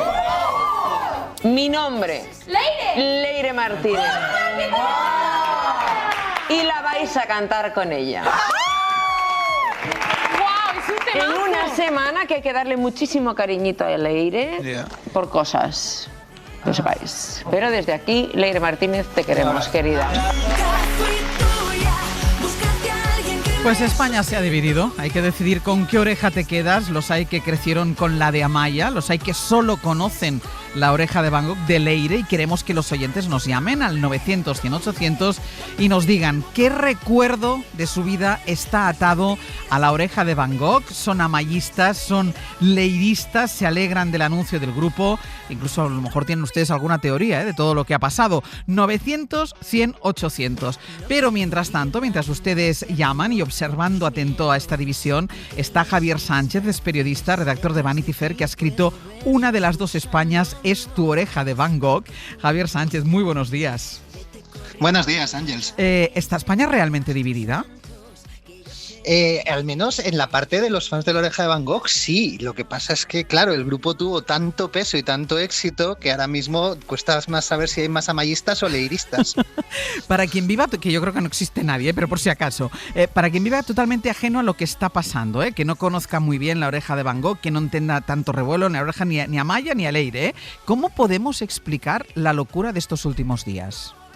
Se llevaba mucho tiempo desde la salida de Leire el año pasado comentando que Amaya Montero iba a volver al grupo. De hecho, se llevaba comentando incluso desde que se subió al escenario con Karol G en verano del año pasado.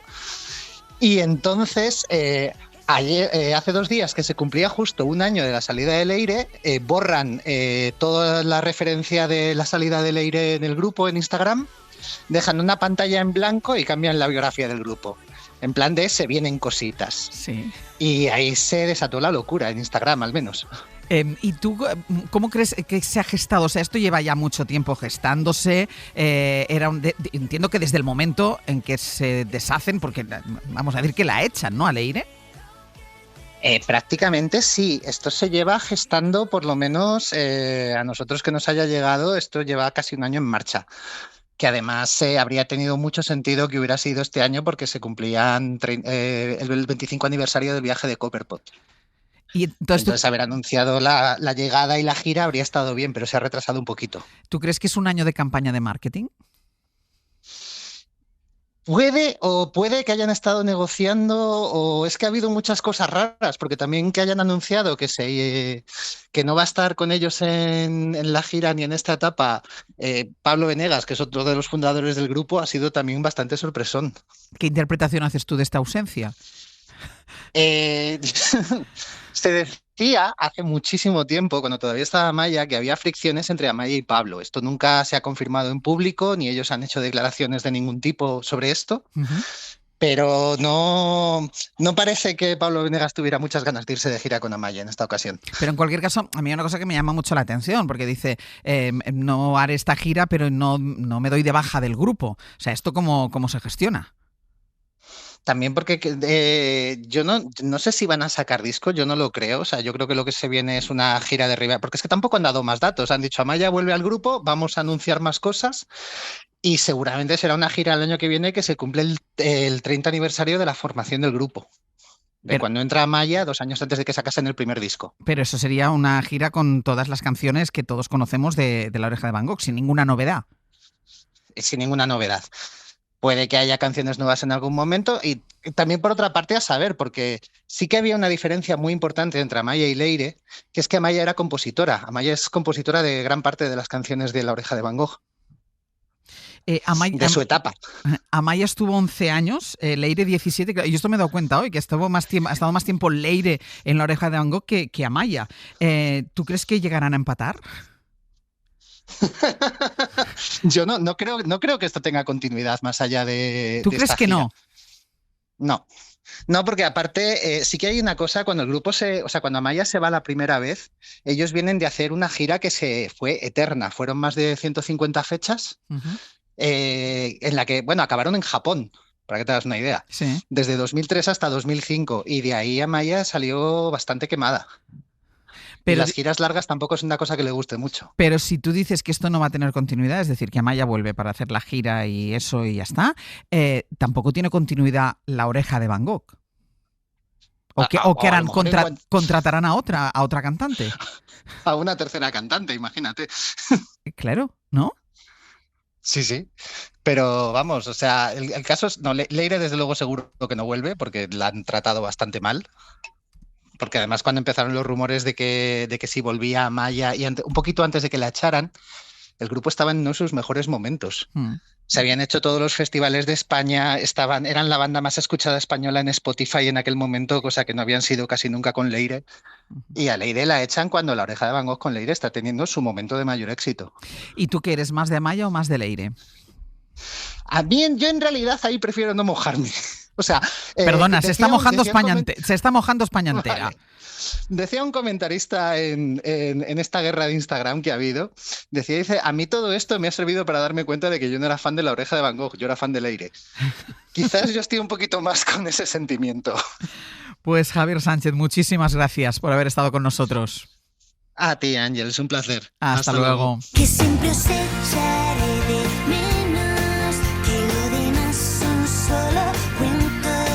Siempre seréis mis 4 ángeles, que mientras viva lo recordaré. Que siempre os echaré de menos, que lo demás son solo cuentos. Siempre seréis mis 4 ángeles, que mientras viva lo recordaré. Esta es la canción que dedicó Amaya ya en solitario a sus ahora de nuevo compañeros. No sabemos hasta cuándo ni por cuánto tiempo. Nos decía ahora Javier que no cree que tenga mucho más recorrido que la gira que vayan a hacer. Ahora queremos escucharles a ustedes. Les hemos pedido que nos llamaran al 900 100 800 para que nos contaran desde el recuerdo de vida que tienen ligado a La Oreja de Van Gogh, si son más de Leire, si son más de Amaya, cómo están viviendo este retorno de Amaya al grupo. Bueno, puede ser que además incluso a lo mejor les dé igual, que ni siquiera les guste, como decía antes Javier, La Oreja de Van Gogh. Y nos llama Jorge desde Madrid. Jorge, ¿qué tal? Muy buenos días. Hola, buenos días. ¿Se me escucha? Se te escucha perfectamente. A ver, ¿tú eres de Leire o de Amaya? Yo la verdad es que me pasaba un poco como el comentarista de Instagram que decía antes, el de Vanity Fair, que yo bajando a la universidad o a quedar con unos amigos, me ponía mi playlist y me he dado cuenta que igual tenía 2 o 3 canciones de Amaya. O sea, yo soy leirista a muerte. Yo entiendo que también es una cosa generacional, ¿no? Habrás escuchado más a Leire seguramente que a Amaya. Sí, bueno, en mi casa dicen que no hay nadie que conozca la historia del grupo mejor que yo, porque les he puesto hasta el moño escuchando La Oreja, pero sí, claro. Pues tú eres de Leire. Jorge, muchísimas gracias. A ti. Un beso. Hasta luego. Alicia desde Alcázar de San Juan, ¿qué tal? Muy buenos días. Hola, Ángel, buenos días. ¿Qué tal? Cuéntanos, Alicia. Pues mira, a ver, yo a la pregunta de si soy más de una o de otra, yo te voy a decir que soy de las dos. Ah, muy bien. Te puedo asegurar que de la que no soy es de ellos. O sea, para mí aquí los malos... Es verdad, es que ya está bien, hombre. No, yo estoy un poco en tu tesis, ¿eh? Claro, es que estamos aquí rivalizando. A ver, ¿somos más de una o de otra? Que aquí la culpa no la tienen ellas, que la tienen ellos, que se han portado fatal, tanto con una como con otra. Bueno, sobre todo con otra. Sobre todo con otra, sí, claro. Sí, eso sí es verdad. Pero bueno, yo creo que es como la expareja tóxica, ¿no? Que te deja pero no te deja y al final vuelve y tal. No me parece nada bien lo que se está haciendo, ni con una ni con la otra. ¿A ti te gusta La Oreja de Van Gogh en cualquier caso? Yo sí, a mí me gusta mucho. Yo empecé con el viaje de Copperpot, era bien chiquitina y me acuerdo mis primeros conciertos fueron con Amaya. O sea, tengo mucho cariño a la época de Amaya, pero con Leire también me ha gustado muchísimo. Pues o sea que... para las dos, Alicia, muchísimas gracias. Eso es. Venga, gracias. Hasta luego. Cristina desde Vigo, ¿qué tal? Muy buenos días. Hola, buenos días, Ángel, ¿qué tal? Muy bien, cuéntanos cuál es tu recuerdo ligado a La Oreja de Van Gogh. Pues la verdad es que estoy muy emocionada porque con 8 años fui a mi primer concierto con mis padres, que fue aquí en Galicia, en Cambados, en la fiesta del Albariño, y estaba Amaya, entonces desde eso siempre Amaya en mi corazón, la verdad. Aunque entiendo que seguiste escuchando La Oreja de Van Gogh cuando estaba Leire. Exactamente, pero tengo que reconocer que menos, la verdad. Ah.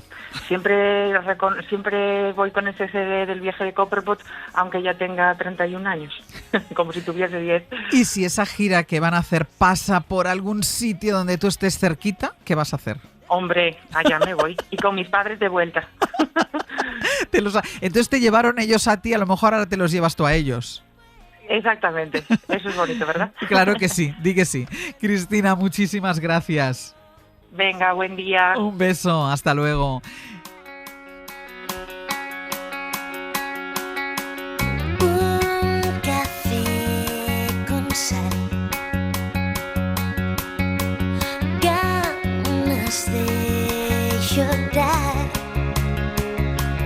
mi mundo empezando a temblar, presiente que se acerca el final. No quiero ganar, ahora eso que más da. Estoy cansada ya de inventar excusas que no saben andar,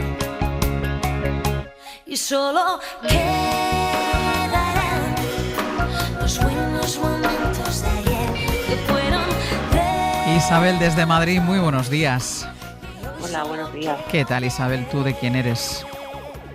Pues yo soy más de Leire. Ay, te escucho un poquitín mal, a ver, dime. Sí, soy más de Leire. ¿Eres más de Leire?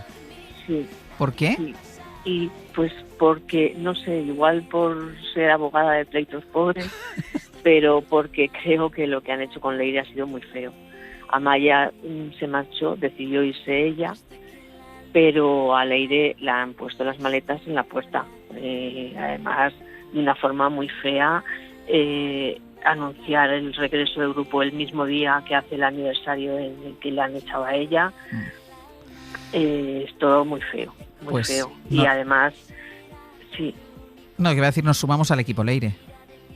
Claro, no, sí, es que además, vamos, según todos los programas que estoy oyendo y todo lo que estoy oyendo, Amaya se lo puso muy difícil al grupo, porque la situación era insostenible. Y aún así, pues han optado por ella, que me parece muy bien, los grandes éxitos de ella ahí están. Uh-huh. Pero la forma en que lo han hecho con Leire ha sido muy fea.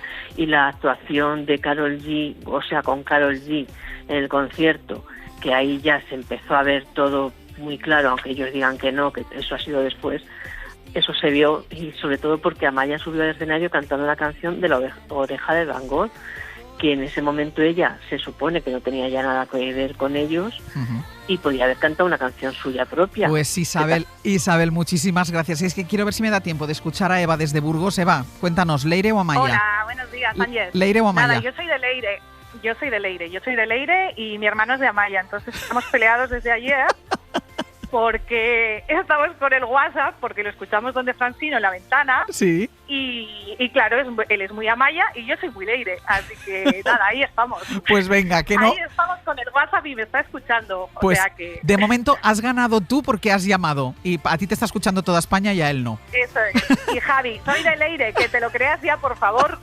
Eva, muchísimas... Que la vi en un concierto en Valladolid y fue espectacular. Estaba lloviendo a tope y se mojó las plumas y para mí eso es para el corazón. Muchísimas gracias, un beso.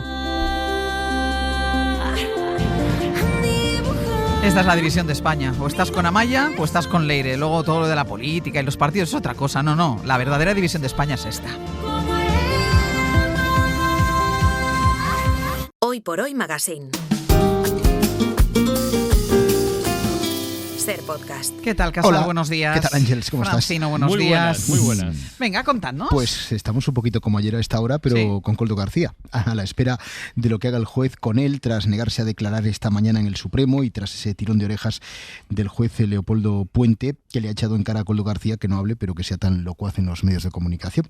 Vamos a escuchar a las 2:30 también la voz de los que se pueden convertir en verdaderos refugiados climáticos. Son vecinos de Montsià, cerca del barranco de Alcanar, que han sufrido las últimas lluvias torrenciales en el delta del Ebro. Y si hay que expropiarse, se expropia. Y si hay que actuar de una manera, se tiene que actuar. No se puede sin vivir así. Porque la gente que está aquí todavía viviendo, al final, es que a más de uno se juega su vida. Y que van a tener que abandonar sus casas más pronto que tarde porque su vida está en riesgo cada vez que llueve con fuerza. Y de hecho han vivido situaciones similares, 4 ya, desde el año 2018. El ayuntamiento les plantea abandonar sus hogares actuales. Los vecinos, especialmente después de lo ocurrido estos últimos días, con imágenes tremendas que hemos podido recuperar hace unos minutos en los vídeos, pues se plantean incluso explorar esa posibilidad y dejar sus hogares. Francino. Dos nombres propios hoy en la ventana, entre otras cosas, Agustín Díaz Llane, que viene porque mañana Un fantasma en la batalla llega a Netflix y será una oportunidad más para conocer la historia de esta Guardia Civil infiltrada en ETA. Su identidad solo la conocerán 4 personas. El presidente del gobierno, el ministro del Interior, el general jefe de la Guardia Civil y yo. Dejará usted de ser Amaya Mateos Ginés y la adiestraremos para que se convierta en Amaya López Elosegui, profesora de Castola y simpatizante del Movimiento de Liberación Nacional Vasco. Es mi deber recordarle que es una misión muy peligrosa. Está muy bien esta peli, ¿eh? Yo esta no la he visto. Está muy bien. No la he visto. Es la coincidencia con la infiltrada. Exacto. Tan comentada, pero está muy bien. Sí, decía un día que Ocaña que la rabia de esta película está buena. Lo que pasa es que como es imposible no sacar de la cabeza la anterior. Tiene un valor añadido esta, además, que juega mucho con la mezcla de imágenes reales y de historias reales y está muy bien. Y hoy viene a la ventana Ana Rivero, 50 años taquígrafa en el Congreso. La entrevistamos hace un año y pico, el último día de trabajo. Ha escrito un libro que se titula Luz y taquígrafa. Bueno, cuenta cosas, algunas sorprendentes, como tuvo que sacarse de encima un día en una sala del Prado a un diputado porque la besaba por detrás en el cuello. ¿En serio? Tal cual. Tuvo incidentes de este tipo con 2, pero uno de ellos, y bastante conocido, no dice el nombre en el libro, la besó en el cuello, la agarró por detrás y tuvo que zafarse. Bueno, cuenta muchas cosas y cuenta algo. Hoy el Congreso es lo que es. Los debates son como son. La bronca es la que tal. Pero ha habido episodios y como lo cita, pues yo quiero recordar, aunque sea solo por el gusto de escuchar otra vez, esto tiene más de 20 años. Pero hombre, yo voy tranquilamente, pero ¿no puede uno hablar aquí o qué? Coño, a ver si no puede uno hablar aquí. A la mierda, joder. Estoy hablando con el ministro y no con ustedes. Estoy hablando con el ministro y no con ustedes. Ustedes están habituados a hablar siempre porque aquí han controlado el poder ustedes toda la vida. Y ahora les fastidia que vengamos aquí las gentes que hemos estado torturados y roturados por la dictadura a poder hablar. Eso es lo que les jode a ustedes. Coño, y es verdad, joder. La bordeta más vigente que nunca. Iba a decir, también te digo que esto podría decirlo ahora, ¿eh? Efectivamente. O sea, lo hubiera podido decir en la sesión de control de ayer. Por eso quería que lo escucháramos. Pues os escuchamos. Tú te vas a Córdoba, ¿no? Hoy. Y tú a Aranda. A Aranda. Yo a Córdoba, yo a Aranda y tú. A ver si nos vamos a liar. Mañana abrimos el Hoy por Hoy la ventana en lugares diferentes. Exacto, en Aranda y en Córdoba. Hala. Pues hasta luego. Adiós. Adiós. Venga, adiós. Hoy por Hoy Magazine.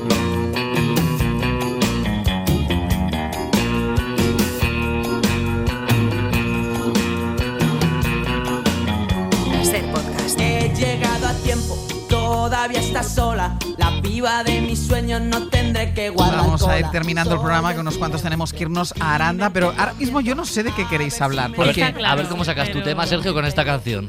No, claro, me habéis descabalgado. Yo lo que ahora quiero es partirme a tope con el tema. Vale, con el tuyo. No, con el que se va a imponer. Vale. Es Bueno, que sepan los arreglos oyentes. todos. ¿Cuántos somos? 1, 2, 3, 4, 5, 6, 7, 8, 9 personas, 10, 12. Y hay división sobre qué hay que, de lo que hay que hablar en este tramito de radio. Porque unos llegaban pensando que era un tema y claro, otros que pero pensando porque que era a mí otro. se me ha hecho, por parte de Severino, que es el director de escena, de las 12, dice, trae la prueba pericial de un robo que se ha producido otra vez en la redacción. No quiere hablar, dice. Pero me apartaba hasta el micrófono. Dice, no voy a dar declaraciones. Tráete la prueba pericial y vamos con el asunto. Y me encuentro ahora que vamos a hablar de otra cosa. No, pero mira, vamos a aparcar este tema, porque sobre este tema yo tengo mucho que decir. Pero aparcar nunca mejor dicho para lo que viene ahora.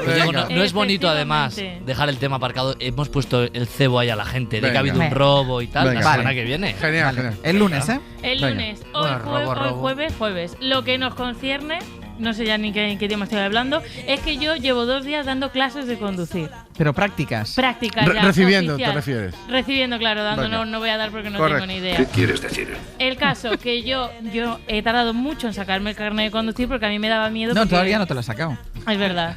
Puedes tardar más todavía. Estoy manifestando, he tardado en ponerme. Porque a mí me daba mucho miedo porque soy muy torpe y digo, yo voy a conducir fatal. Yo voy a ser un peligro andante. Desde aquí un saludo a todo el mundo. Pero es verdad que no se me está dando nada mal. A mí me hizo mucha gracia que ayer me dijo, ayer metí tercera. Yo le he dicho, ayer metiste cuarta y dice, ayer cuarta y todo. Ayer cuarta, pero es que me hace muchísima ilusión. O sea, de repente... ¿Es de meto 5 o cuarta. de 6 velocidades Es de 6. De 6. Hombre, pero con el de las prácticas mucho tenemos que caminar, ¿no? Para llegar a sexta de repente. Bueno, a lo mejor te ponen la autovía. No, una vez que metes la Madre autovía. mía, chicos, como metas esta yo este día. Bueno, qué locura. Es que va a ser súper divertido. Y girar, te paras. Luego el te comprarás un embrague. coche automático y se te olvidará lo de las marchas. Ya, pero es bueno. una lástima. Pero no, me está gustando mucho y me parece muy curioso. Yo no sé cómo no todo el mundo habla todo el rato de lo que le gusta conducir. ¿Qué es lo que más te Estoy en gusta? esa fase. Lo que más me gusta yo creo que es lo de cambiar de marcha. Porque voy ahí yo tochulita. Llevo 2 clases, qué lástima. Voy tochulita con el volante y me dice, pon segunda y hago yo, ¡tac! Y lo cambio, ¡pam! Y digo, mira Mira, ya tal. me dijo mi profe ayer, ten cuidado con las uñas que llevas, que te vas a hacer daño al final. Porque le doy unos meneos a la palanca. Teniendo de en cuenta cambio. que estás cambiando de primera a segunda, a gran velocidad no irás. No, pero en mi imaginario yo soy como Fernando Alonso. También daros cuenta que Sergio no puede opinar sobre este tema, por eso Uf, él quería hablar. no estoy entendiendo Por ni eso una él sola. quería hablar del otro tema, No porque estoy entendiendo ninguna de las Claro. bromas. o sea, es más fácil Pero- que entienda lo de Microsoft que ha contado antes que entienda Madre lo que tú mía. estás Nunca en diciendo. la vida has cogido un coche ni te has sentado en el asiento de un conductor. ¿Coger un coche a qué te refieres? Hombre, no va a levantarlo, claro. ¿Te imaginas? Nunca. No, yo he estado en autoescuela. Ah, sí, ¿eh? Sí. Y no te salió bien. Pero esto ya lo hemos hablado. Ah, pues mira, ya tenemos ya tema tenemos para el tema. lunes. Venga, ya lo hemos pues hablado. entonces ya hay Pero la de tu autoescuela no la hemos hablado. Hombre. No No. me suena. Ya, no a mí no me suena. Esto se contó entre. Háblale al tus micrófono, muchos- Sergio. Esto se contó entre tus muchas clases de conducir que tuviste. ¿te acuerdas? verdad. No, yo lo que tuve fue más exámenes de conducir que clases. eso. Pero te voy a decir algo. Es verdad, me había olvidado de Spoiler. cuando Ana se Claro, sacaba el claro. carnet. Pero Ese spoiler, tema fue muy Sergio. hablado. Que yo lo tengo. ¡Vamos! Venga. No, un momento. Dilo. Un momento. Tranquilo. Nadie lo festejó más que yo. Nadie fue más respetuoso. Eso es verdad. Fue más respetuoso cuando la cosa no iba bien que yo. A la cuarta. Que aquí hay mucha gente que hacía bromas a escondidas. Pero ya ahora- te daré los nombres, cariño. Uy, a escondidas, dice.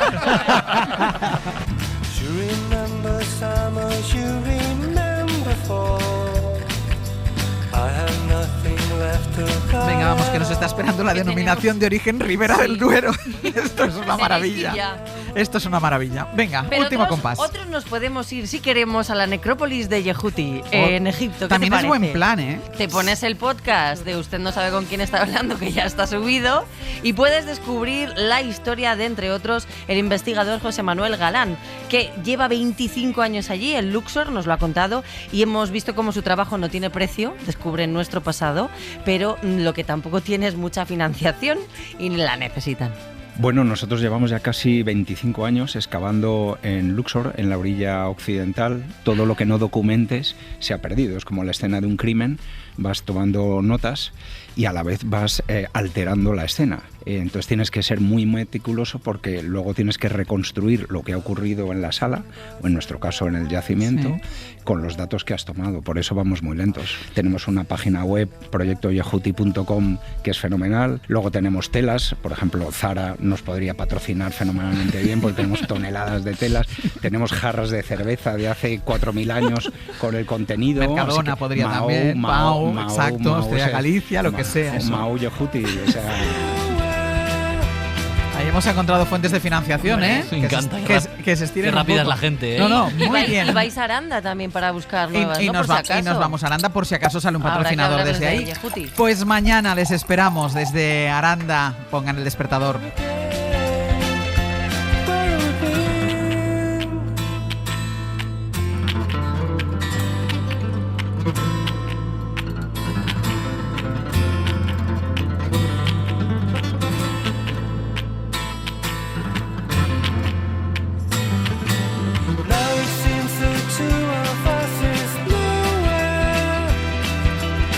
Between the devil and the